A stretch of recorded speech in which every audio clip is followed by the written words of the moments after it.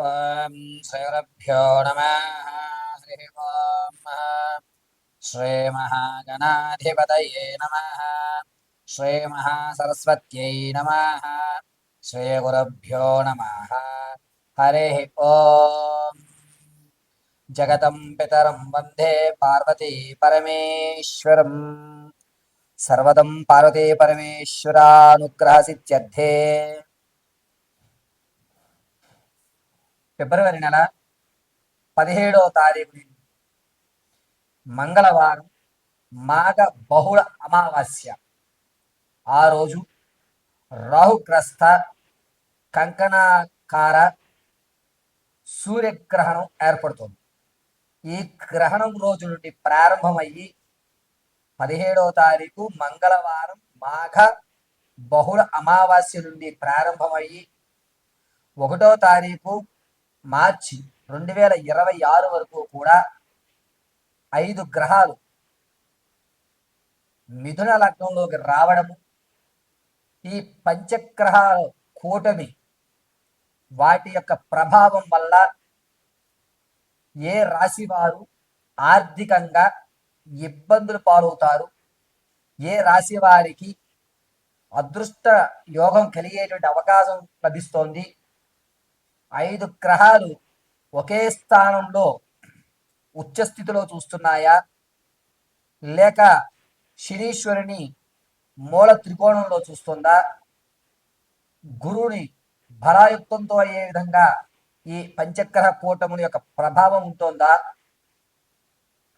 కేతుస్థానం ఆధారపడి మేషం నుంచి మొదలుకొని మేనం వరకు కూడా ఈ పంచగ్రహ కూటముల యొక్క ప్రభావం వల్ల ఏదన్నా పెను ప్రమాదాలు ఏర్పడేటువంటి సూచనలు ఉన్నాయా, అసలు ఫిబ్రవరి 17వ తారీఖు నుంచి మార్చి 1వ తారీఖు వరకు కూడా ఏ విధమైనటువంటి మార్పులు మీ యొక్క జాతకంలో జరుగుతున్నాయి, ఏ రాశి వారు వేదాంత పరంగా లేదా వైజ్ఞాన పరంగా లేక ఆధ్యాత్మిక పరంగా వారి యొక్క రంగాలు మార్చుకునేటువంటి అవకాశం ఏర్పడుతుంది, ఒంటరితనం అనేటువంటిది ఏ రాశి వారిని ఒంటరితనంగా చేయబడుతున్నారు, బంధువర్గం నుంచి దూరంగా నెట్టివేయబడేటువంటి రాసుల వారు ఎవరు, మీరు ఈ 17 నుంచి 1వ తారీఖు వరకు కూడా ఆర్థికంగా నిలబడడానికి మాకు ఈ పంచగ్రహ కూటమి ఏ విధంగా సహకరిస్తుందా గురుగారు,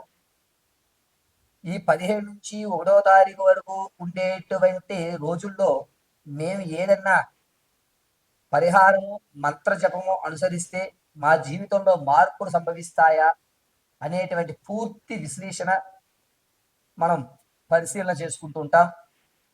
అయితే ఫిబ్రవరిలో 17వ తారీఖున మాఘ బహుళ అమావాస్య గ్రహణము.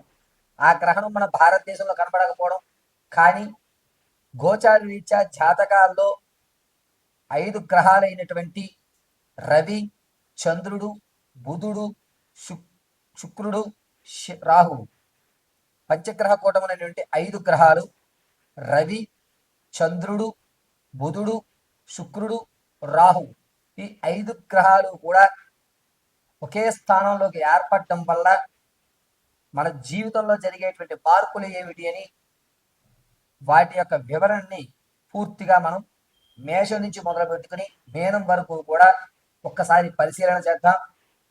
ఈ పరిశీలనలో మీకు కావలసిన రెమెడీలు, ఇంట్లో ఉండి మీరు ఆచరించదగ్గ పరిష్కారాలు తెలియజేయడం జరుగుతుంది. అయితే ఈ పరిహారాలన్నింటినీ కూడా మీరు అమ్మవారి అనుగ్రహంతో చక్కగా ఇంటి వద్ద నిర్వర్తించుకుని సకల ఆర్థిక ఆరోగ్య స్థితిగతులతో ఉన్నతమైన స్థితిగతులతో ఉండాలని మనస్ఫూర్తిగా కోరుకుంటూ పంచగ్రహ కూటమిలో వల్ల జరిగేటువంటి మార్పుల్ని మనం ఇప్పుడు చర్చించుకుందాం. వృషభ రాశి వారికి ఫిబ్రవరి 17వ తారీఖున మాఘ బహుళ అమావాస్య మంగళవారం నుండి 1వ తారీఖు మార్చి 2026 వరకు కూడా పంచగ్రహ కూటముల వల్ల ఆర్థికంగా కొన్ని ఇబ్బందులు ఎదుర్కొంటున్నారు. మీరు నమ్మించి మోసం చేసి మీ దగ్గర ఉన్న ధనాన్ని కాచేసేటువంటి వారు ఎక్కువ అయ్యేటువంటి అవకాశం ఏర్పడుతుంది. వ్యాపారం అంతా నేను చూసుకుంటాను అని చెప్పి నమ్మబలిగేటువంటి మాటలు ఎక్కువగా కనిపిస్తున్నాయి. మీరు నమ్మి వ్యాపారాల్లో దిగడం కానీ ఎదుటివారిని నమ్మి ధనాన్ని ఇవ్వడం కానీ చేయకండి. రవి, చంద్రుడు, బుధుడు, శుక్రుడు, రాహువు వీరు ఐదుగురు కూడా మిథున లగ్నంలో ఉండడం వల్ల, అందులోనూ బుధస్థానం కొంచెం ఇబ్బందిదాయకంగా ఉండడం వల్ల మీరు వేసేటువంటి ప్రతి అంచనా కూడా దూరం అయ్యేటువంటి అవకాశాలు ఏర్పడుతున్నాయి. మీకు చెప్పేది ఒకటి, మీకు చేసేది ఒకటి. దీనివల్ల కోపం అనేటువంటిది ఎక్కువ అవుతుంది.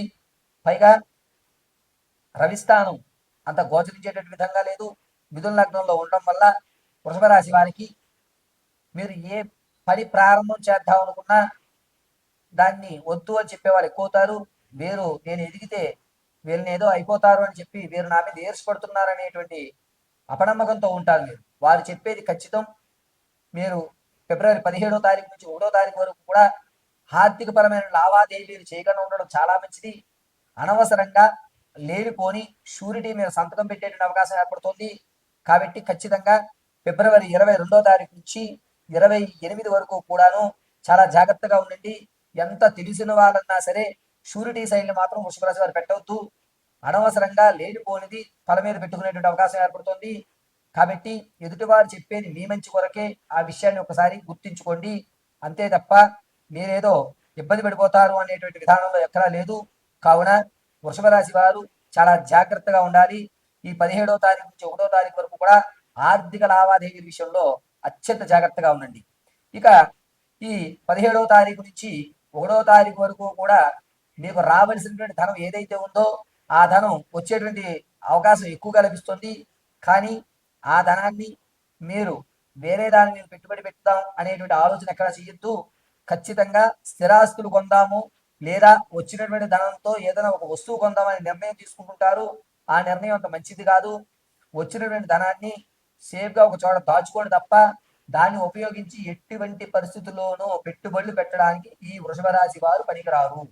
ఇక ఆరోగ్య విషయానికి వస్తే కనుక ఫిబ్రవరి 20వ తారీఖు నుంచి 27 మధ్యలో వృషభ రాశి వారికి ఈ గూడు జారడం అని కానీ లేకపోతే ఇక్కడ ఉన్న పక్కటెముకలు కొంచెం క్రాక్ వచ్చేటువంటి అవకాశం ఏర్పడుతోంది. పైగా వృషభంలో శనీశ్వరుడు, అందులోనూ గ్రహ పంచగ్రహ కూటములో రాహుస్థానం నీచంగా ఉండడం వల్ల ఆరోగ్య విషయంలో చాలా జాగ్రత్తగా ఉండాలి.